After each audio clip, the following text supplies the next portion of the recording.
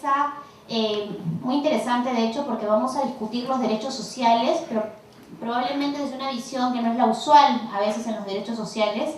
Y también vamos a ver cuestiones vinculadas con la perspectiva de género, que es además no una ideología satanizada como a veces se quiere plantear desde algunos sectores, sino más bien una perspectiva que debe probablemente ser transversal a toda nuestra visión del derecho y que solo muy recientemente se está abordando probablemente desde el fenómeno constitucional, ¿no? En general ha sido más bien una cuestión vinculada a sectores más activistas y es interesante que ahora la pensemos también en términos de derechos y sobre todo en general de derecho constitucional. En esa línea tendremos intervenciones en primer término de Yolanda Tito, que nos va a hablar justamente sobre este tema, y luego tendremos la intervención de Mónica, también hablando ya de derechos sociales, y cerraremos, de hecho Liliana Salomé está conectada con nosotros a través de videoconferencia, ya está en ese momento en Madrid, en la Carlos III, y ella ha hecho una tesis muy interesante vinculada con la discriminación múltiple, que tiene que ver básicamente con la idea de que no es lo mismo, digamos, y creo que muchos de nosotros ya hemos comenzado a no solamente a percibir esto en términos fácticos, sino a analizar en términos teóricos, que no es lo mismo tener solamente una condición por la cual uno es discriminado que tener varias, ¿no? Y en esa línea los fenómenos tienen que analizarse más enriquecidamente y no solo desde una única visión de las cosas. Eso es un poco lo que nos va a comentar Liliana en la intervención que viene después de esto. Así que solamente con ese previo, quiero dar la palabra a Yolanda Tito, a quien agradecemos por supuesto por acompañarnos en la mesa. Muchas gracias, Anita. Rápidamente para agradecer el espacio, para darles un poco a conocer las cosas que vengo manejando, que vengo investigando últimamente, de una manera rápida, vamos a comenzar. Bueno, quería acercarnos a conceptos de sexo y género, ¿no? Pero para acercarnos al tema del enfoque de género en el derecho constitucional quería hablar también un poco de manera macro, no fuera del derecho, porque creo que el tema hay que desestructurarlo socialmente. Y bueno, referido sobre todo a las niñas, porque yo siento que comenzamos a diferenciarnos entre hombres y mujeres desde muy temprana edad, ¿no? Y no es tan inocente como parece, ¿no? A las niñas las comenzamos a poner aretes, las comenzamos a vestir de rosado, les ponemos polos, digamos, con mensajes distintos a los que usan los niños, ¿no? Y esto me ha pasado en el conocimiento que he tenido una hija mujer, y para ir a comprarle ropa me ha pasado mucho que todos los mensajes son un poco llevados hacia un camino, ¿no? Y, por ejemplo, esto acaba de pasar en España, ¿no? Dice linda como mamá, inteligente como papá. Esos son los mensajes que mandamos a los niños y a las niñas para diferenciarlos, ¿no? Cuando nacen las personas se les asigna un sexo biológico y a partir de ahí hay un camino hacia un género, ¿no? Un género que generalmente es por el que nos vamos desenvolviendo, pero luego, digamos, hay personas que no siguen ese camino, ¿no? del género asignado y cambian de camino. Las mujeres a veces, digamos, son inducidas a ver de que las matemáticas no son para ellas, por ejemplo, ¿no? Vemos estos polos que dicen alérgica al álgebra, muy linda para las matemáticas y de ese tipo, ¿no? Incluso este dibujo es del catálogo de esta Navidad de un supermercado, en la cual vemos que hay una versión normal, ¿no? Que es lo normalizado, lo que es para niños, el color como deben ser las cosas, y una versión para niñas que siempre es en rosa, ¿no? La guitarra, el carrito, el Playgo y el cocodrilo rosado. Eso me llamó bastante la atención a mí. Y para mí estas cuestiones son sexismos, ¿no? El sexismo entendido como discriminación en razón a tu sexo. El sexismo como las prácticas que promueven un trato discriminatorio, un trato distinto, y por lo tanto yo te doy a ti lo rosado y para él es todo lo que tenga colores normales de la naturaleza y como vienen las cosas. Porque, por ejemplo, ¿no? Aquí no sé si se logra ver, pero a los extremos hay dos señoritas que están junto a los floreros y estuvieron todo el evento paradas, al igual que las flores, ¿no? En una mesa llena de hombres hablando sobre el plan regional de Cusco. Y bueno, a veces uno dice, bueno, mi hija no le va a pasar eso porque ella no sé, por ejemplo, va a estudiar Derecho y después le pasa esto, ¿no? Esto es un ingreso a un congreso donde todas las señoritas son estudiantes de Derecho y como va a pasar un homenajeado, las hacen ponerse en fila para que reciban el dictado internacional, ¿no? Y para eso quiero introducir la perspectiva de género en el derecho, ¿no? Pero la perspectiva de género no solo en el derecho, sino hacia atrás, hacia todo, cuestionando todo.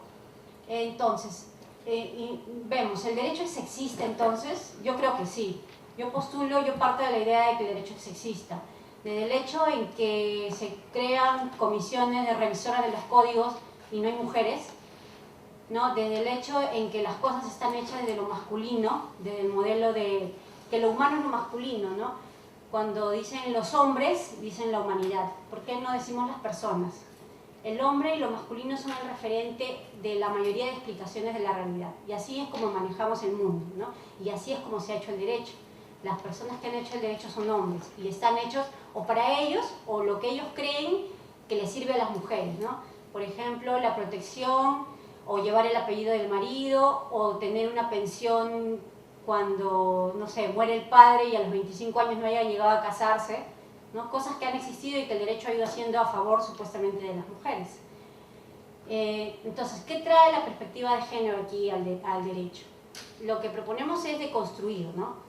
Revisar todo, hacer una revisión y asumir que todo lo que está puesto puede tener por ahí una incidencia hecha hacia los hombres, ¿no? Hecha no hacia todos, no hacia la humanidad, no hacia hombres y mujeres, sino hacia solo un vínculo, hacia un espacio que es el espacio de los hombres, que generalmente ha sido el espacio de lo público, y las mujeres han sido relegadas hacia el ámbito de lo privado. Entonces, muchas manifestaciones del sexismo son percibidas como naturales, ¿no? Justo mencionaba hace un rato el hecho de que un magistrado del Tribunal Constitucional ha hecho una columna de opinión en la cual hable de los roles del hogar, ¿no? Me llamó mucho la atención que se perciba como natural las funciones que deben tener las mujeres y los hombres en el hogar, ¿no? Esto a causa de una sentencia sobre una persona trans, ¿no? Que quería asumir su identidad de género femenina y bueno, él ve como grave, como peligroso, porque están en peligro, entre otras cosas, los roles del hogar, ¿no? O sea, si hay dos hombres en la casa, supongo que no se pondrán de acuerdo quién va a cocinar, quién va a lavar, cuestiones que están asignadas a un género determinado. Y bueno, el derecho es hecho así, está hecho por hombres, entonces siento que en este caso de las personas trans, lo que sucede es que se siente como un desacato al mandato de la masculinidad, querer ser una persona distinta a tu sexo asignado al nacer, ¿no? Tú naciste varón, así te anotaron en tus registros, pero digamos, en el desarrollo de tu vida, tu identidad te llevó hacia otro camino, y claro, como el derecho está hecho por hombres y está hecho para ese camino, no existe una respuesta. Y cuando, bueno, nosotros ingresamos en la Facultad de Derecho, la primera clase que nos dan es que nos dicen que el derecho es una herramienta para regular las relaciones humanas relevantes, las relaciones jurídicas relevantes. Pero si el derecho no le da respuesta a estas personas, simplemente el derecho no tiene sentido, ¿no? Siento que no le da un sentido, no le da una respuesta a estas personas, el derecho carece de sentido.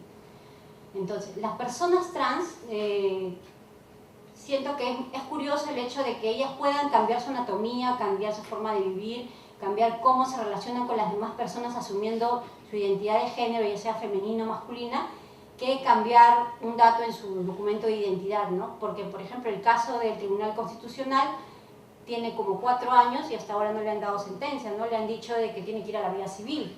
Entonces, digamos que no te están dando soluciones, el derecho de manera inmediata, como las personas se las dan a sí mismas y no encuentran soluciones de este tipo, ¿no?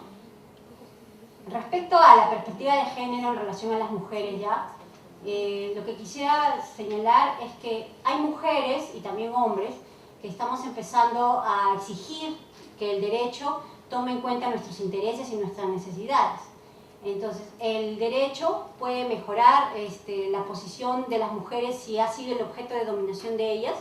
Yo diría que sí, ¿no? Debemos apostar a que el derecho es esa arma de cambio que nos va a permitir lograr soluciones.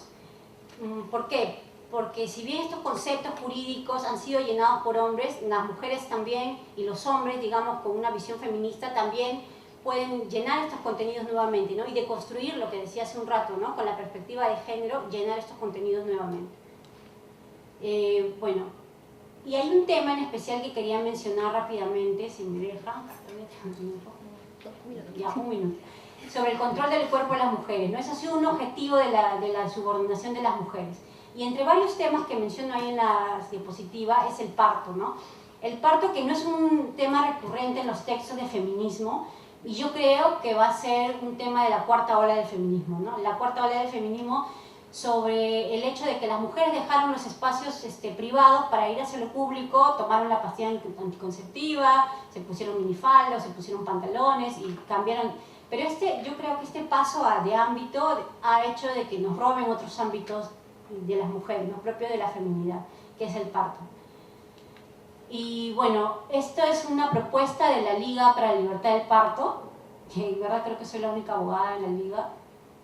Bueno, y sobre el derecho al parto natural, ¿no? Al parto natural y al nacimiento digno. La institucionalización del parto, que es el parto hecho en clínicas, en paritorios, en hospitales, se hizo para salvar la vida de las mujeres porque hace siglos pues, las condiciones de salud eran pues, deplorables, ¿no? Y la tasa de mortalidad era muy alta. Entonces, el problema fue que al adecuar este parto para salvar la vida de la mujer, lo que pasó es que los médicos, las obstetrices, las personas que se dedicaban a esto, vieron su comodidad y claro, desplazaron a la mujer y como era solo el receptáculo de la vida, ella pues debía acomodarse a las condiciones que le proponían. Y eso hizo que pasemos a un parto medicalizado, ¿no? Al hecho de que la mujer va al hospital y es atendida como un paciente y no para el alumbramiento, que es un hecho cotidiano de la vida, no es un hecho normal. Y hemos dejado de que la falta de información nos lleve hasta esta situación, ¿no? Se ven muchas situaciones en que a las mujeres se les maltrata, se les grita, se les veja, incluso se les dice, bueno, así como viste las piernas para que tengan al hijo, ahora pues aguántate, ¿no? Eso suele suceder bastante. Y además hay otras condiciones que a mí me parecen de vulneración a los derechos, ¿no? Por ejemplo, el hecho del parto horizontal. Está demostrado en las culturas originarias que el parto siempre ha sido vertical, ¿no? Porque el hecho de la gravedad facilita la llegada del niño, ¿no? La oxitocina artificial, bueno, que es un tema más largo, la restricción de movimientos a través del suero y monitoreo fetal hace que la mujer no llegue a las contracciones necesarias y por eso recurrimos a la oxitocina artificial y el uso indiscriminado, por ejemplo, de la episiotomía, que para mí es un grave problema porque he conversado con médicos y me señalan que el corte en la vagina para que nazcan los niños tiene una difícil cicatrización a diferencia de los desgarros, ¿no? Por el hecho de la piel y es bueno que ellos saben mejor que nosotros. Y la separación del bebé con el recién nacido, todo este ritual que se le hace al niño, que puede bien esperar algunas horas del nacimiento, se les hace también, porque claro, lo que el personal tiene es que terminar su ritual del nacimiento y para que te entreguen a tu hijo. Ellos no esperan a que transcurra todo el elemento natural del nacimiento para que ellos esperen hacer su labor. Esto tiene que ver también con las cesáreas programadas, ¿no? Las cesáreas programadas casi no se justifican en el ámbito médico. He podido conversar con varios médicos y ahí hay una vulneración clara de derechos. Y el parto vertical, en el Ministerio de Salud, por ejemplo, está tomado solamente para personas, la norma técnica dice para personas andinas y amazónicas, nada más. Entonces las mujeres, digamos, comunes, las que estamos acá, no podríamos acceder a ese tipo de parto. A tales efectos, yo propongo que hay una vulneración clara de derechos a diferentes derechos fundamentales y bueno, ahí habría una clara afectación al derecho a la salud y a los derechos reproductivos de las mujeres, empezando por la información, que es todo lo que hablé hace un rato, y la deshumanización del parto, ¿no? Que es lo que postulo. Se trata de un problema estructural, que hay estadísticas claras que las mujeres de los percentiles más altos de riqueza son las que tienen más tasas de cesárea y las mujeres más pobres tienen un 8% de cesárea, quiere decir que como tienen plata para pagarlos, las sometemos más a esas prácticas debido a la desinformación. Entonces, esto es una apuesta por la defensa de los derechos de las mujeres y se necesita una normativa que regule esta situación.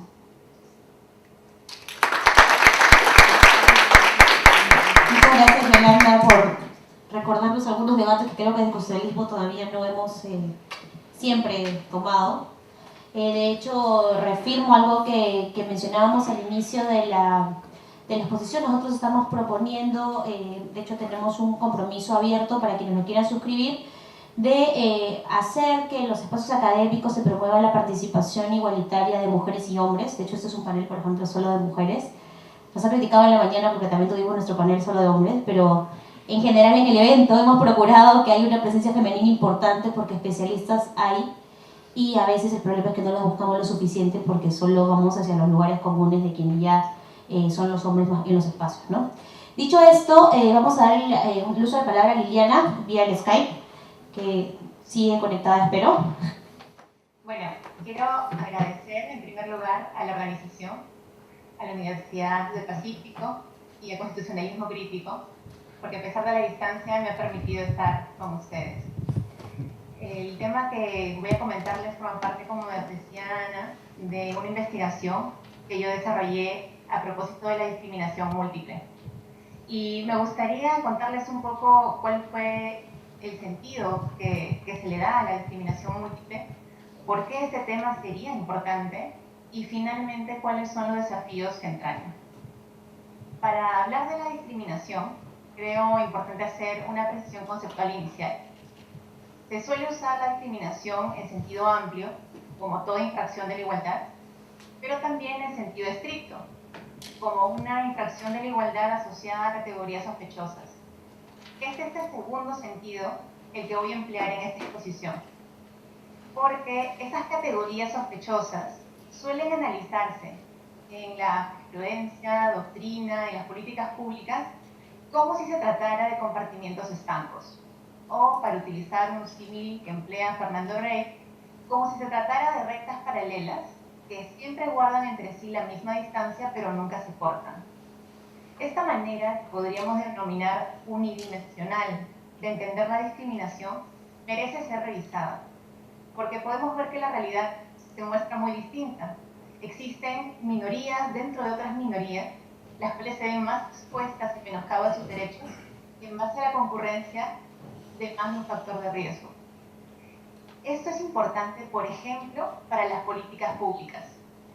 Si pensamos en una política pública a favor de las personas con discapacidad, y la pensamos imaginando que todas las personas con discapacidad son un grupo homogéneo, sin tomar en cuenta edad, origen étnico, orientación sexual, si son hombres o mujeres, la edad, tendremos políticas públicas que no responderán de manera adecuada a la realidad que se pretende de alguna manera corregir o de alguna manera proteger los derechos de estas personas.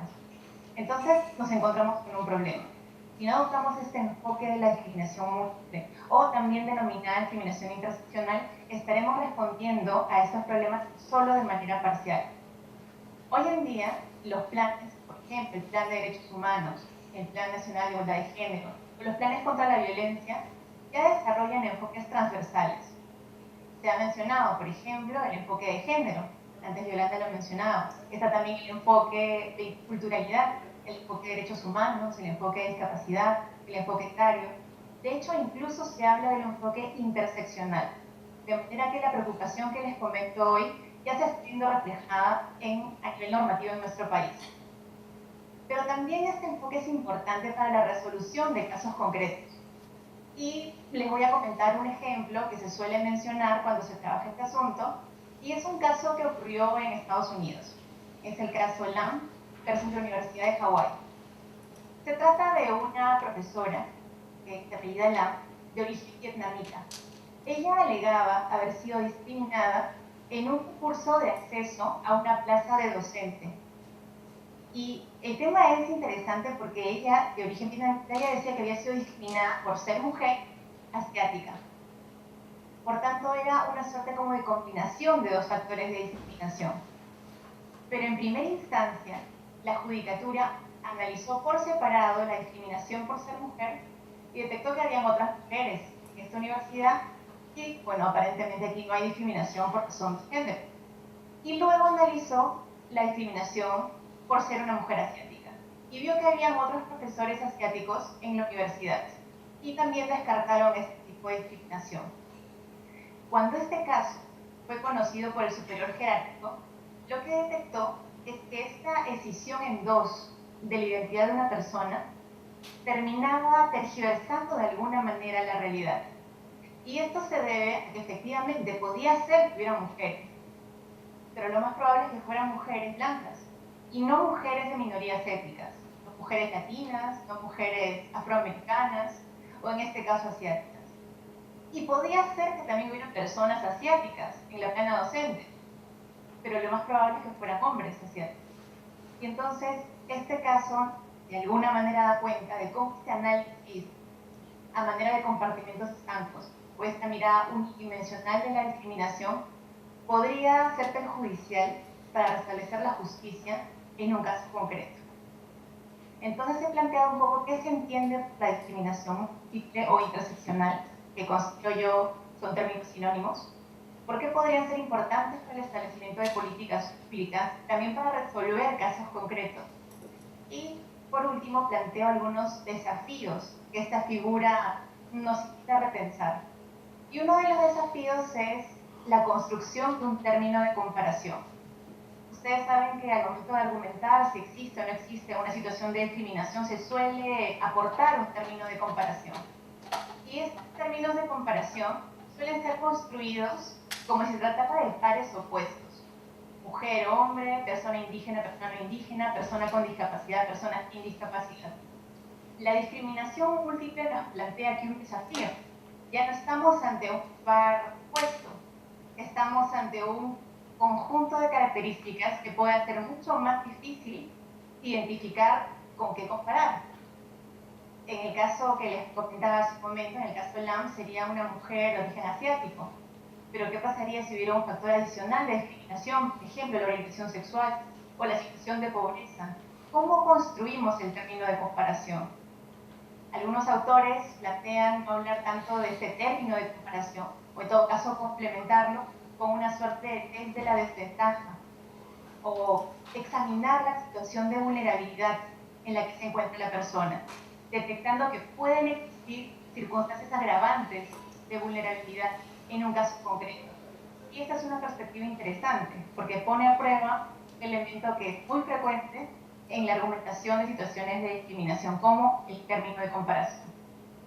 Otro desafío que plantea la discriminación múltiple es qué pasaría si se corre el riesgo de fragmentar a tal punto que sea inmanejable un caso como este, porque pensemos en todos los factores de discriminación posibles, por género, por edad, por origen étnico, situación migratoria, la persona privada de libertad, ¿hasta qué punto fragmentamos? Y si fragmentamos tanto, quizá perderíamos el sujeto político que buscamos entender, y lo digo sobre todo desde los movimientos. Entonces, creo que a este riesgo se puede responder de dos maneras. Estamos ante un caso concreto, es posible que no todos los factores sean relevantes al momento de analizar. Es posible que sean relevantes solo 2 o 3 y analizar a partir de ahí la situación de desventaja. Igual plantea una situación más compleja. Si es una política pública, yo creo que en este momento lo que debe orientar al Estado es el principio de progresividad. Si ya reconoció determinados enfoques como género, interculturalidad, derechos humanos, discapacidad, edad, ya no podría retroceder en la aplicación de esos enfoques. Ese sería un segundo desafío. Y finalmente, el tercer desafío está muy estrechamente vinculado con lo que comentaba Violeta. Las causas de la discriminación, las causas profundas de la discriminación, están asentadas en estereotipos y prejuicios hondamente arraigados en la sociedad, de los que muchas veces no somos conscientes. Se trata de una discriminación que podemos denominar estructural. Por eso es importante que desde el derecho mantengamos siempre una mirada crítica, porque podría ser que esta herramienta de alguna manera contribuya a perpetuar las causas estructurales de la discriminación.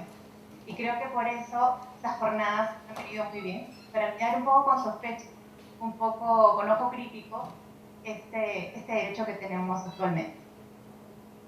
No quiero cerrar esta intervención sin agradecerles. He procurado ser breve.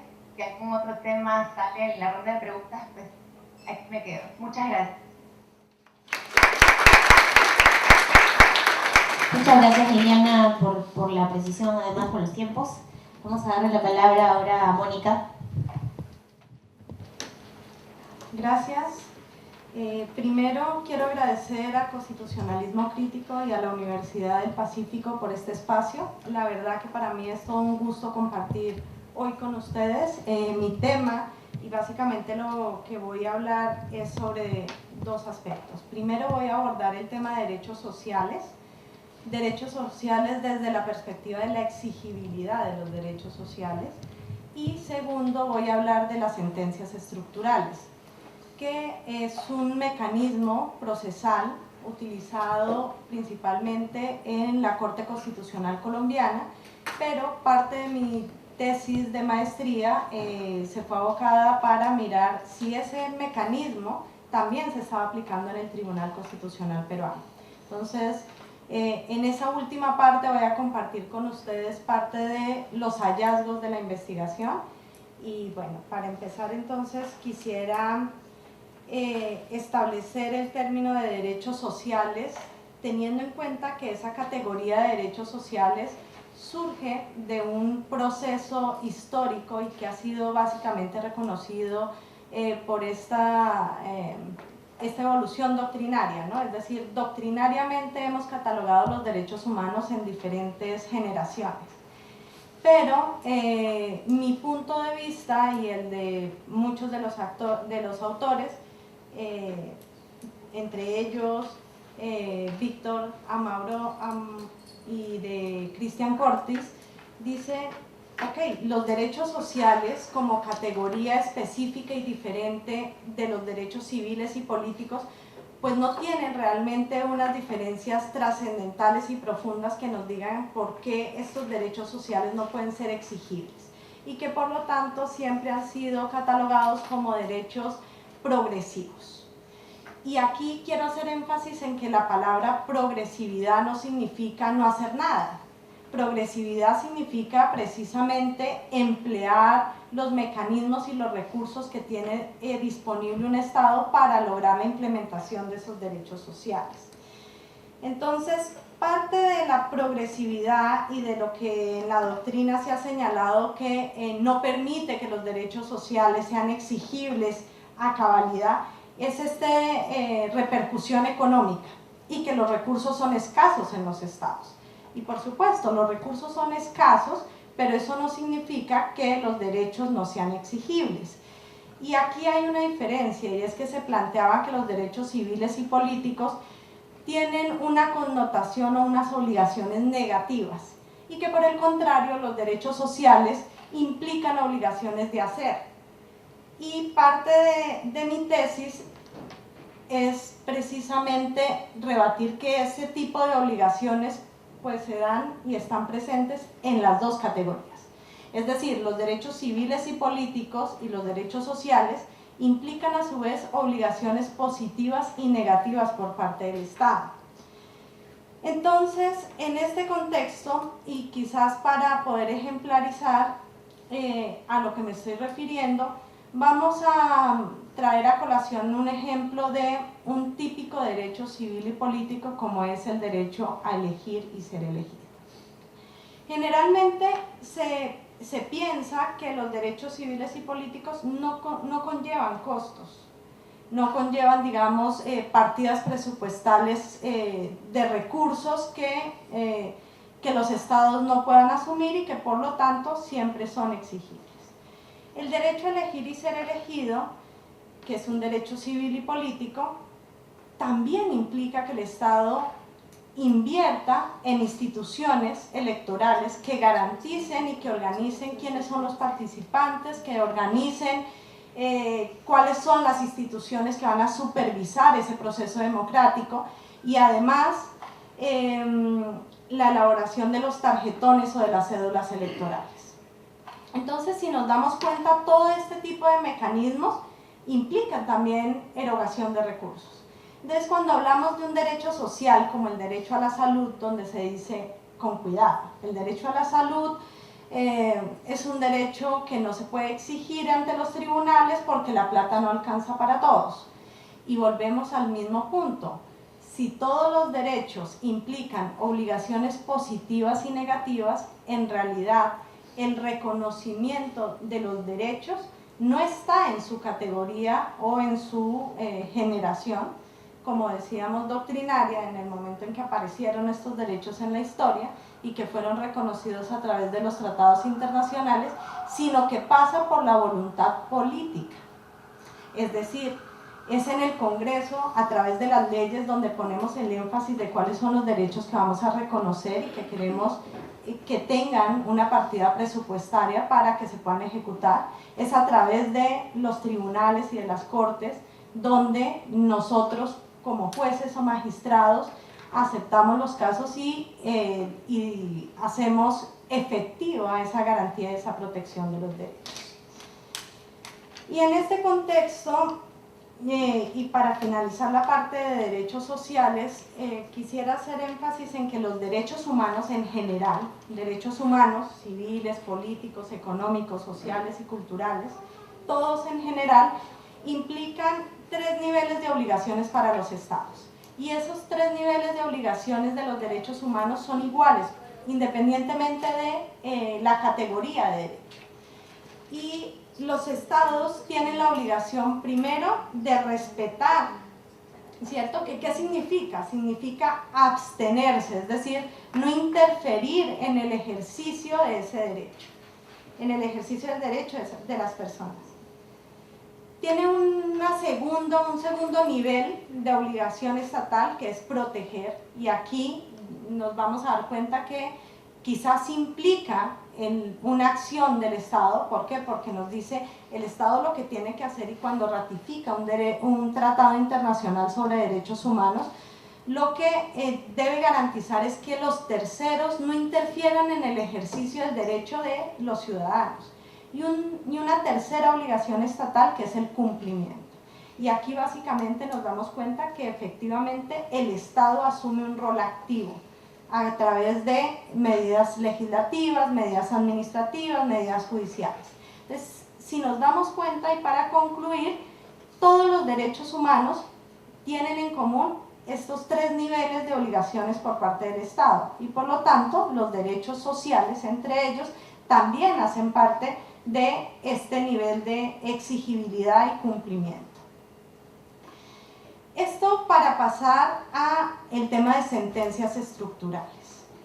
¿Y por qué? Porque las sentencias estructurales son mecanismos de protección de derechos humanos, entre ellos los derechos sociales. Y como antecedente podemos decir que las sentencias estructurales retoman, o digamos, tienen una influencia muy marcada de la jurisprudencia de la Corte Suprema de los Estados Unidos, donde se hablaba de una revolución de derechos, o digamos a partir de los años 50 aparecieron 2 doctrinas muy marcadas: las political questions y los structural remedies. Los structural remedies como aquellas oportunidades en las cuales el juez evidencia una vulneración de derechos y toma acción, es decir, no se queda pasivo ante el statu quo que ya es injusto, sino toma acción para mirar cómo se protegen esos derechos y evitar esa vulneración que se viene presentando. Estos structural remedies inspiraron la creación de las sentencias estructurales en la Corte Constitucional colombiana, que ha sido un proceso, es decir, esto es un desarrollo jurisprudencial que viene desde 1997, que es el primer año donde aparece una sentencia que habla del estado de cosas inconstitucional y de las sentencias estructurales, donde básicamente lo que hace la Corte Constitucional es tomar estas figuras de la acción del juez constitucional para la protección de los derechos, pero las adecúa a las particularidades locales y propias del país. Y surge el concepto de estado de cosas inconstitucional, como aquella situación de vulneración de derechos humanos donde la situación es tan grave y es masiva, es decir, no estamos hablando de una sola persona o de un grupo muy pequeño de personas, sino que todo lo contrario, es un grupo bastante amplio, hay una población determinada y amplia siendo parte de ese problema estructural que se presenta en el Estado.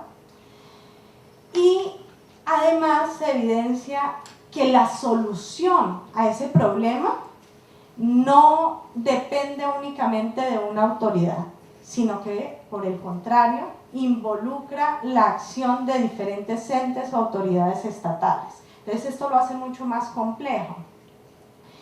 Y a partir de esa situación, el juez de oficio, porque es una figura de oficio, no necesita las partes presentarla dentro del proceso, sino que es el juez constitucional el que, al evidenciar esa situación particular de estancamiento burocrático, de vulneración de derechos, del problema estructural que se presenta, establece cuál es el marco constitucional, y aquí quiero hacer énfasis, no es el juez el que dice exactamente, digamos, si la solución fuera elaborar una política pública, no significa que el juez asume esa competencia y te dice cómo es la política pública, sino que el juez fija cuál es el marco constitucional que protege esos derechos y en ese marco cómo se debe desarrollar la política pública, pero convoca a las autoridades competentes. Claro, porque el juez pues no es el experto en hacer la política pública, pero el Ejecutivo sí. Y entonces llamamos al ministerio competente para que sea él el que elabore la política pública, que le dé respuesta a ese problema estructural que se viene presentando. Dentro de las soluciones que se aplican existen diferentes medidas, no solamente la elaboración de una política pública, puede ser una medida administrativa, una medida legislativa, etcétera, etcétera. Y digamos, parte también de las características y de las particularidades de este tipo de sentencias es los efectos de la decisión. Tenemos dos niveles. El primer nivel, que es el tradicional de los efectos interpartes, donde se le da solución al caso concreto que se presenta, pero además tenemos un nivel más general, que es denominado como inter communis, ¿no? Es decir, que termina beneficiando a un grupo poblacional mucho más amplio que el que inicialmente acudió a la vía judicial. Y, por ejemplo, pensemos en la elaboración de la política pública. Claro, la solución del caso particular del señor A, que fue a la vía judicial, termina beneficiando a toda su comunidad en ese contexto, o a todas las personas que están en su misma situación de vulnerabilidad. Y en este contexto, digamos, nos damos cuenta que las sentencias estructurales no son el día a día de la labor del juez constitucional, sino que son situaciones particulares que reflejan un problema sistémico del Estado, y es aquí donde el juez no puede quedarse pasivo, garantizando, digamos, manteniendo un statu quo que es injusto, sino que todo lo contrario, tiene que tomar acción y convocar a todas las personas, porque aquí hay multiplicidad de actores, tanto de los demandantes, y lo podemos ver, digamos, en las diferentes sentencias estructurales que se han dado en Colombia y también acá en el Perú, como en la multiplicidad de autoridades competentes para llevar a cabo la solución al problema estructural. Hay otra característica fundamental, y es la labor de seguimiento y control. Y esto es bien particular, porque normalmente nosotros vemos que la labor del juez termina una vez dicta sentencia, pero con las sentencias estructurales la labor del juez no termina ahí, sino que viene una labor de seguimiento y control muy ardua, es decir, determinando, bien sea por audiencias públicas, por remisión de informes o por diferentes mecanismos que considere el Tribunal Constitucional o la Corte Constitucional como idóneos para mirar cuál es ese desarrollo y ese seguimiento, para que se vayan implementando las soluciones, se vayan diseñando en muchos casos, porque a veces no están contempladas y hay que diseñarlas, elaborarlas, implementarlas y también mirar cómo ha sido el progreso de esa protección de derechos. No sé si me alcanza el tiempo para reseñar algunas de las sentencias. Voy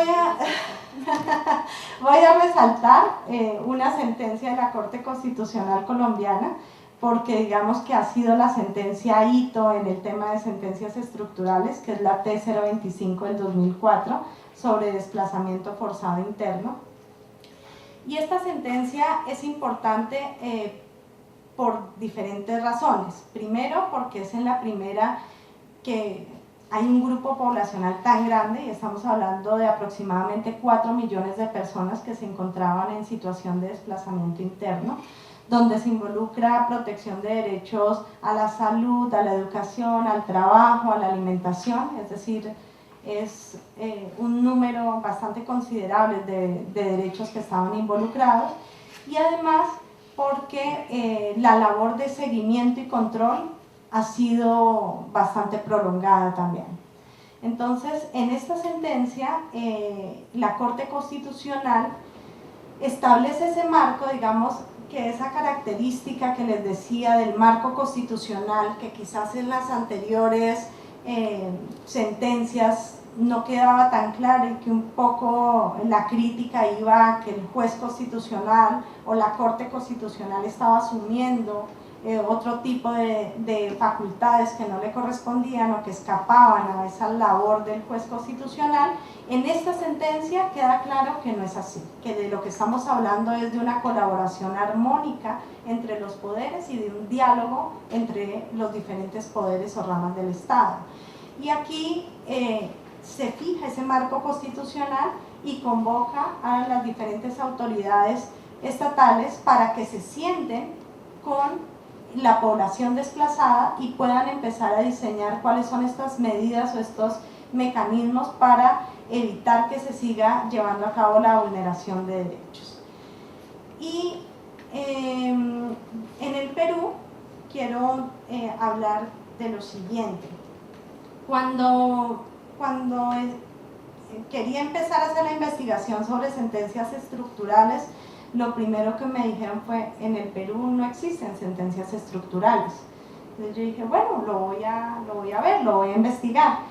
Y con sorpresa, pero también con mucho agrado, me encontré que el Tribunal Constitucional sí ha utilizado el término de estado de cosas inconstitucional y en algunos casos se han configurado sentencias estructurales. Básicamente yo quiero resaltar dos. Una, bueno, en el 2013 se da el primer pronunciamiento donde hablamos de un estado de cosas inconstitucional. Sin embargo, teniendo en cuenta, digamos, todas las características que hablábamos de una sentencia estructural, no se configura como tal la sentencia estructural.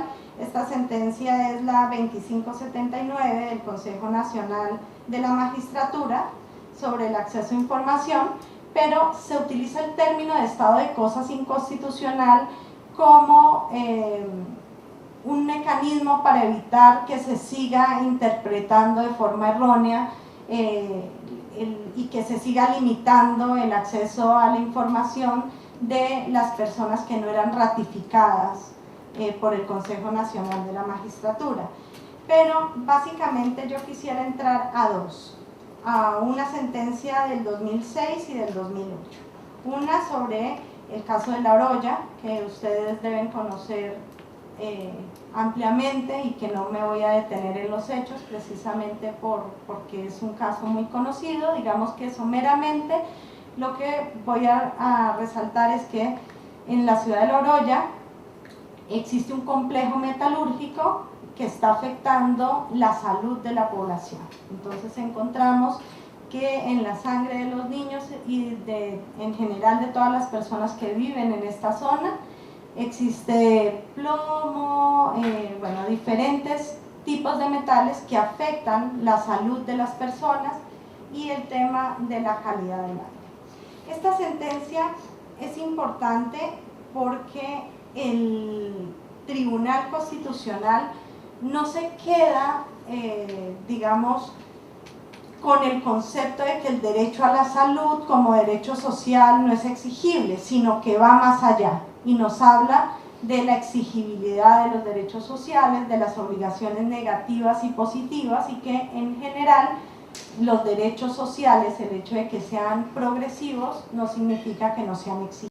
Y además convoca al Ministerio de Salud y al DIGESA señalándole plazos claros para que se hagan los reportes de la información y para que se adopten las medidas ambientales para evitar que el complejo metalúrgico siga con las actividades que conllevan a la contaminación ambiental de la zona. Y acá vemos que el Tribunal Constitucional hace un gran esfuerzo. Yo considero que es una sentencia en el término de derechos sustanciales, en la protección de derechos sustanciales muy rica, digamos hay un trabajo muy elaborado por parte del Tribunal Constitucional. Sin embargo, en el tema del cumplimiento de la parte resolutiva de la sentencia encontramos que es donde hay un problema. La sentencia no se ha terminado de cumplir del todo, tanto es así que encontramos que la Comisión Interamericana de Derechos Humanos ha señalado que se deben adoptar medidas cautelares, aceptó las medidas cautelares para la protección de los derechos de las personas que viven en esta comunidad. Y acá encontramos que quizás uno de los problemas para terminar de fortalecer este mecanismo de sentencias estructurales en el Perú es en materia de seguimiento y control. Es decir, el Tribunal Constitucional todavía no ha adoptado un mecanismo claro en el seguimiento y control del cumplimiento de la sentencia. Y la última sentencia a la que voy a hacer referencia es a la sentencia 03426 del 2008 sobre salud mental de las personas detenidas en el INPE. Y acá hay un problema estructural, yo creo que muchos de ustedes van a coincidir conmigo, en que dentro de los penales o dentro de los centros o los establecimientos penitenciarios encontramos que existen personas que, si bien no son declaradas culpables, sino que son personas declaradas judicialmente inimputables por razones de salud mental, no pasan a un centro hospitalario que le brinde las medidas de salud que necesitan. Y no pasan básicamente por razones logísticas. Estamos hablando de que no hay camas, de que no hay hospitales que puedan cumplir, digamos, con esta labor, porque hay unas listas de espera muy grandes. Y esto es lo que evidencia en esta sentencia el Tribunal Constitucional. Y dice, si yo protejo el derecho fundamental que me está solicitando el señor Pedro Marroquín en este caso, significa que no solamente él, sino todas las personas que están en la lista de espera están en la misma situación de vulnerabilidad. Entonces, el Tribunal Constitucional se da cuenta que la medida para solucionar y proteger el caso del señor en particular, pues queda corta, porque va a decir, ok, que se atienda en el hospital tal, pero en ese hospital no hay camas y hay una lista de espera de más de 100 personas, y entonces acá entra la paradoja, ¿no? Hay un derecho, y hay un derecho fundamental que está siendo vulnerado, y el juez constitucional es consciente de esa situación de vulnerabilidad y no puede, digamos, decir simplemente que las cosas sigan como están, pero también es consciente que aunque diga en la parte resolutiva de la sentencia de que el señor se vaya al establecimiento hospitalario que le corresponde, no lo van a atender.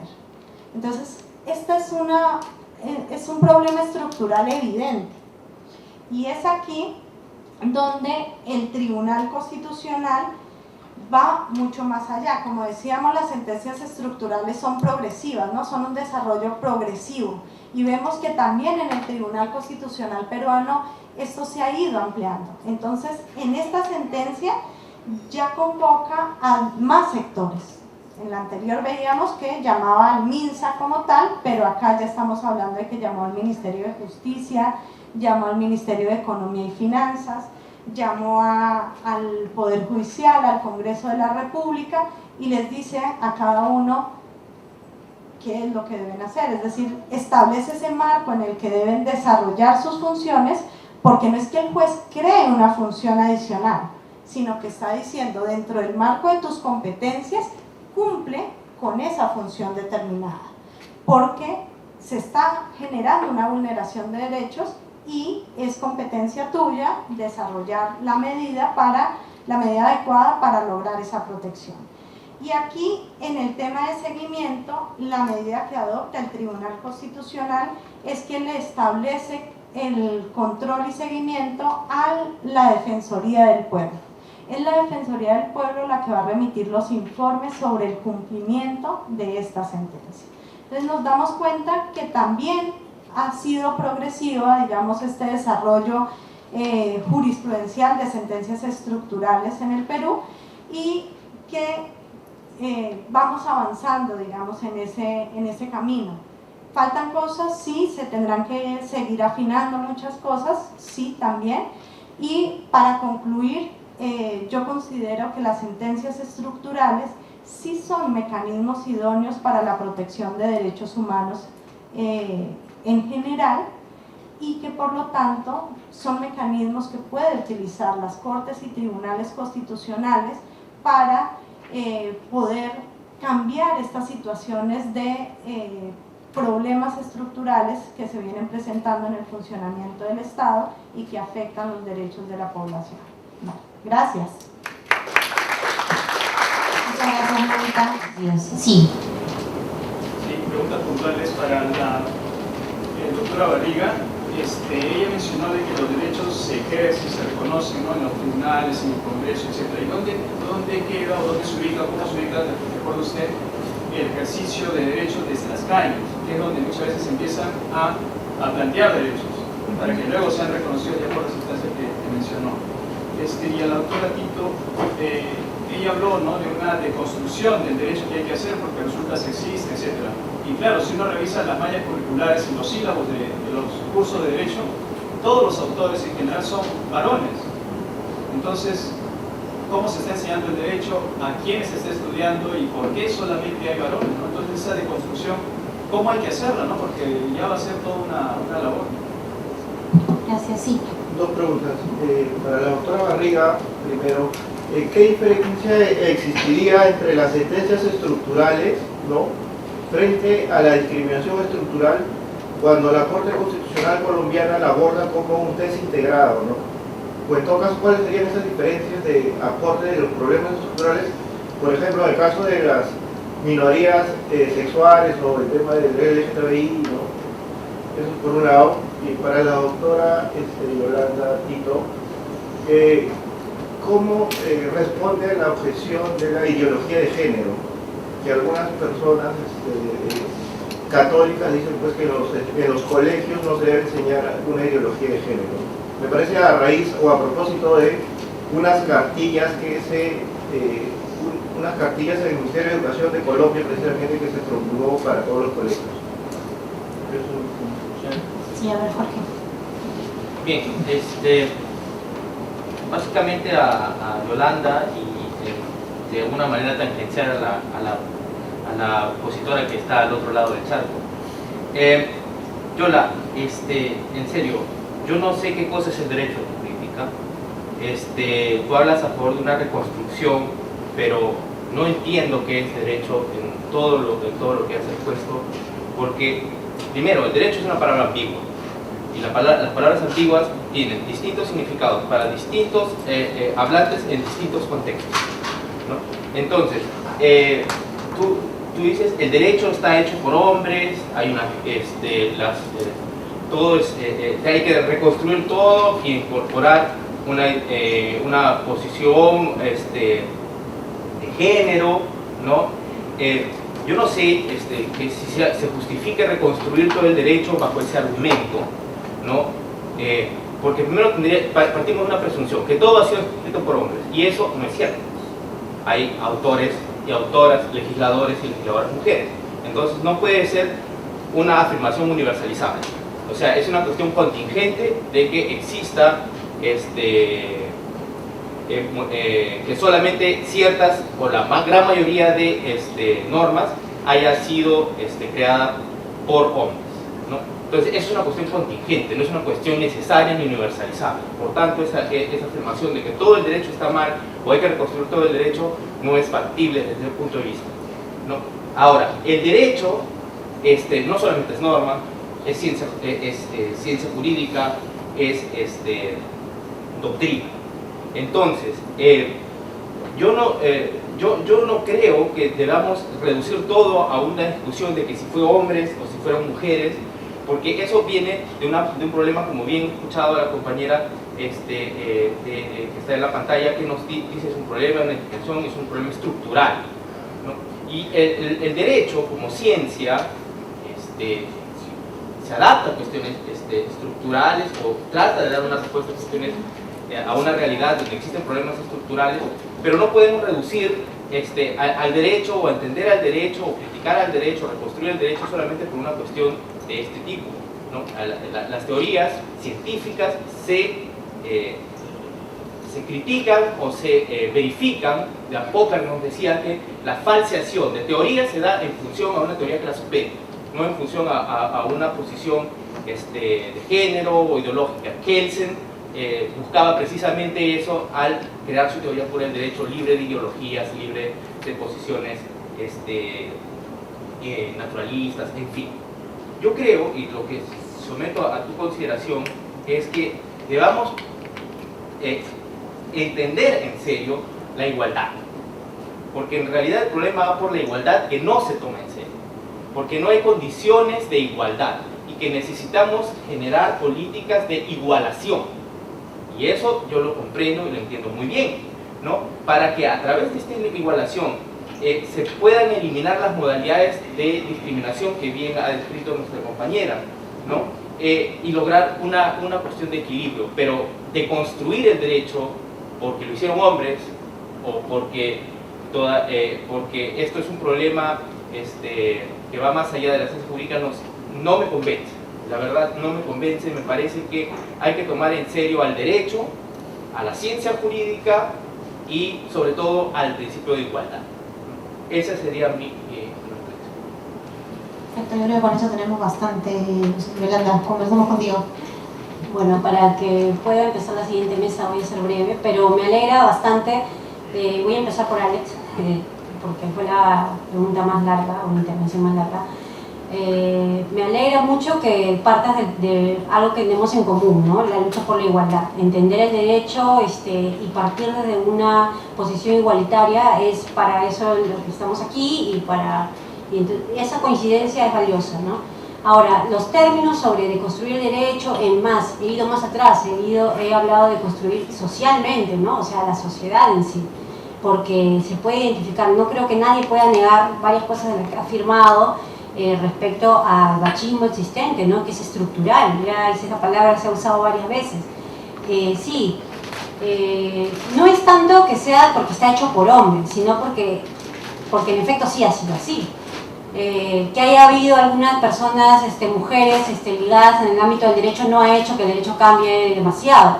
Ahora, sí puedo aceptar que esta situación no es igual hoy que hace 50 o 100 años, pero sí creo que no podemos digamos, discutir el hecho de que hay un machismo que todavía existe, ¿no? El hecho de que, insisto, ¿no? Que las mujeres no podamos participar en comisiones revisoras. Conversaba con un amigo y me decía, no, lo que pasa es que no hay ninguna mujer, no recuerdo qué comisión fue, creo que fue civil, me dijo, pero ninguna mujer ha hecho un libro decente sobre derecho civil. Y yo le digo, ¿y los hombres que están ahí sí han hecho libros decentes?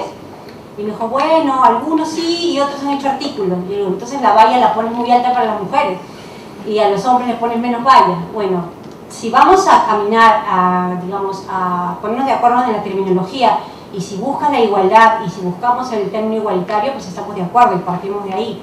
Ahora, es una propuesta teórica, digamos, la de construcción, ¿no? El hecho de analizar críticamente todas las instituciones del derecho Obviamente no vamos a deconstruir el derecho, o sea, yo no soy un parlamento, no soy un poder, digamos, constituyente, ¿no? Pero sí, o sea, esa es la apuesta personal de repente, y que podamos ir haciendo eso en cada rama del derecho donde nos movilizamos. Eso es básicamente. Respecto de lo otro de la enseñanza del derecho, y nos topamos con lo mismo.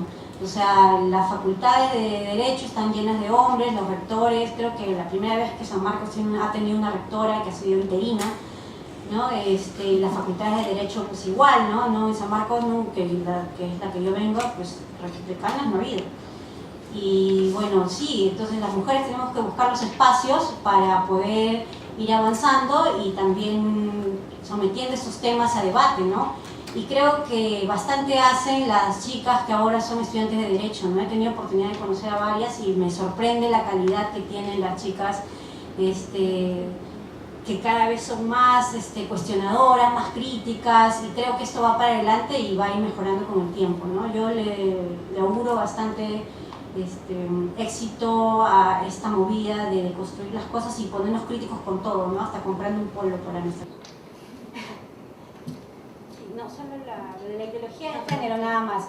Creo que es un término que está demonizado, ¿no? La ideología como conjunto de ideas, de pensamientos, de valores, y creo que básicamente es la Iglesia Católica o los movimientos religiosos los que se oponen a esta ideología de género, que es un término que no conozco, digamos, teóricamente, no hay un término, digamos, en la teoría que se llame así, pero entiendo que se refieren a esta postura sobre la igualdad, ¿no? A este postulado que busquemos la igualdad y aceptemos que hay gente que tiene una sexualidad diversa, ¿no? A la heteronormativa y además al sistema binario de hombre y mujer, a estas personas que se salen del molde, digamos, que son minorías, las minorías LGTB. Contra eso van esas, digamos, esas creencias religiosas, ¿no? Entonces veo que hay una ideología contra otra. Ahí vemos quién va ganando, ¿no? Ya vamos a ver. Gracias, Yolanda. Vamos a andar a Liliana a distancia, no sé si quieres hacer un comentario muy chiquito, Lili, por favor. Sí, creo que fue el último comentario en el que mencionaron, fue Alex, me parece. Y bueno, yo creo que el derecho puede ser una herramienta de cambio. Y para que pueda ser una herramienta de cambio, es importante que esté en permanente evolución la igualdad que mencionaba o la discriminación. ¿Cómo ha sido entendida en el pasado? ¿De qué igualdad hablamos? ¿Una igualdad formal? ¿De una igualdad más sustantiva? ¿Y esta sustantiva como igualdad de oportunidades o como igualdad de resultados?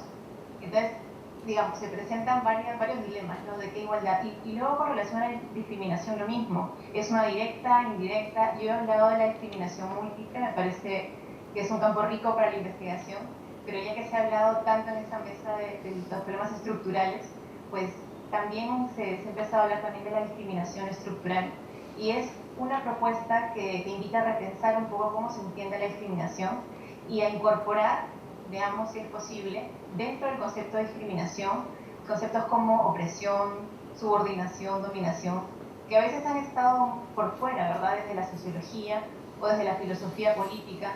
Las personas que trabajan el tema de la discriminación estructural suelen citar a una filósofa política que se llama Iris Marion Young, que justamente teoriza sobre qué puede ser la dominación, qué es la opresión, cómo es posible que en la sociedad existan grupos sociales que sistemáticamente pierdan y grupos sociales que sistemáticamente ganen. Pareciera que aunque no sea intencional, pareciera que aunque no hay una voluntad de discriminar, existen fenómenos en la sociedad que el derecho no está captando, porque tenemos normas contra la discriminación, normas a favor de la igualdad, pero tenemos tremendas brechas en diferentes campos, y aquí me he referido solo a algunos grupos vulnerables o grupos en situación de vulnerabilidad, pero vaya que necesitamos repensar un poco de la materia a la que nos ocupamos, ¿verdad?, para que pueda captar de mejor manera lo que está ocurriendo en la sociedad. Eso, ¿verdad? Gracias, Liliana. Mónica. Gracias. Agradezco las preguntas porque me van a permitir profundizar en dos aspectos. Primero, efectivamente, el tema que nos comentaban de que los derechos se impulsan desde la calle, ¿no? Y era parte, digamos, de lo que hablan de el reconocimiento de los derechos desde abajo, nos dice un autor norteamericano. Y es que este reconocimiento, digamos, y hablo de reconocimiento, no de creación de nuevos derechos, porque precisamente son las sociedades las que van impulsando a veces el reconocimiento en el texto legal o en los tribunales constitucionales de ese derecho, pero también son los jueces los que a través de sus sentencias pueden visibilizar, por ejemplo, una situación específica donde existen afecciones y vulneraciones graves a los derechos humanos. Entonces, a través de las sentencias, los jueces cumplen diferentes roles. Primero, por ejemplo, en el caso de las sentencias estructurales, visibilizan una situación de vulneración masiva de derechos, pero no se quedan ahí, sino que además impulsan medidas para que sea el Estado, a través de sus tres ramas del poder, ¿no? Legislativo, poder judicial y ejecutivo, cumplan el rol activo de solucionar esa situación que se viene presentando. Entonces, digamos que esa labor del juez y principalmente esa labor activa de las cortes y tribunales constitucionales en América Latina nos han permitido lograr ese reconocimiento, esa protección efectiva de derechos humanos en general, o como decíamos, de derechos a secas, para que pueda incorporarse toda la categoría de derechos que ya habíamos hablado, civiles, políticos, etc. Respecto al otro punto del tema de discriminación estructural como test integrado y cuál es su diferencia con las sentencias estructurales, digamos, no voy a entrar a profundizar en el tema de discriminación estructural porque Liliana desde Madrid ya ha tocado este tema. En la intervención anterior creo que ya nos ha dado, digamos, un avance sobre ese tema, pero básicamente la diferencia que yo quiero resaltar es la siguiente. La discriminación estructural como problema, digamos, que se viene presentando en la sociedad. ¿Y por qué se dice estructural? Porque no es una situación que se solucione con una medida o con la aprobación de una norma y se solucione, sino todo lo contrario. Nosotros lo que vemos es que existen patrones culturales, existen patrones sociales que tienen arraigados estos problemas de discriminación. Entonces, la gran diferencia cuando nosotros hablamos de discriminación estructural es que está referido a la protección del derecho a la igualdad y no discriminación, digamos, de forma particular, con todas las categorías de igualdad y no discriminación que se contemplan, ¿no? Edad, sexo, origen étnico, nacionalidad, orientación sexual, género, etc. Pero la diferencia con las sentencias estructurales es que la sentencia estructural es un mecanismo jurídico procesal mucho más amplio. Es decir, no solamente habla de problemas estructurales de discriminación, sino de todos aquellos problemas estructurales que se presentan en la sociedad. Y cuando hacemos el recorrido de los pronunciamientos de la Corte Constitucional y del Tribunal Constitucional, nos damos cuenta de la variedad de temas en los que se aborda. Es decir, estamos hablando de hacinamiento carcelario, estamos hablando del derecho a la salud como derecho fundamental, estamos hablando de salud mental para las personas que están recluidas en los establecimientos penitenciarios, estamos hablando de derechos ambientales, estamos hablando también de partidas presupuestarias, ¿sí? Por ejemplo, en el tema de reconocimiento de derechos laborales, que quedan también en el papel, pero que no se cumplen en la realidad. Entonces, la sentencia estructural es ese mecanismo, digamos, es la sentencia como tal que me permite, como juez constitucional, llevar a cabo una medida mucho más amplia. Y hablamos nuevamente de los efectos, de cuáles son esos efectos que tiene esa decisión en concreto y en particular. El test integrado de discriminación estructural es un mecanismo que yo utilizo dentro de las sentencias para poder evidenciar esa situación de discriminación. La sentencia estructural es ese mecanismo, digamos, jurídico mucho más amplio, que lo que hace es marcar ese marco constitucional para que se lleve a cabo una solución efectiva de cualquiera de los temas que yo como juez constitucional identifique que se está presentando de forma sistemática y vulneratoria de los derechos. Y quizás ahí es donde, si yo lo puedo resumir, diría lo siguiente. El estado de cosas inconstitucional está estrictamente vinculado con las sentencias estructurales. Uno puede ser indicativo del otro, pero no significa que si no se da, por ejemplo, una declaración formal de estado de cosas inconstitucional, no exista una sentencia estructural. Y aquí lo vemos, por ejemplo, en la sentencia del derecho a la salud en Colombia.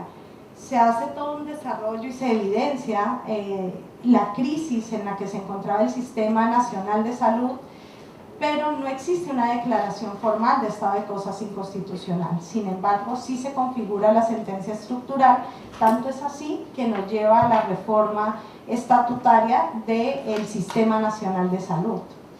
Y, digamos, parte de la novedad de esta sentencia era que el derecho a la salud en Colombia era un derecho, o estaba dentro de la categoría de derechos sociales, no estaba dentro del listado de derechos fundamentales. Y la protección se hacía, digamos, en esa teoría de la conexidad con el derecho a la vida, el derecho a la integridad, un poco lo que hace la Corte Interamericana de Derechos Sociales para proteger derechos humanos, para proteger los derechos sociales. Entonces, en garantía del derecho a la vida y, digamos, en esa conexión con el derecho a la salud. Pero acá la Corte dice, no, el derecho a la salud es un derecho fundamental en sí mismo. Y, digamos, entra todo este desarrollo sustancial de qué implica el derecho a la salud. Gracias. Muchas gracias, Mónica, muchas gracias, Yolanda, muchas gracias, Liliana, que tenemos despierta estas altas horas del sábado. Ella está, como decíamos, desde Madrid.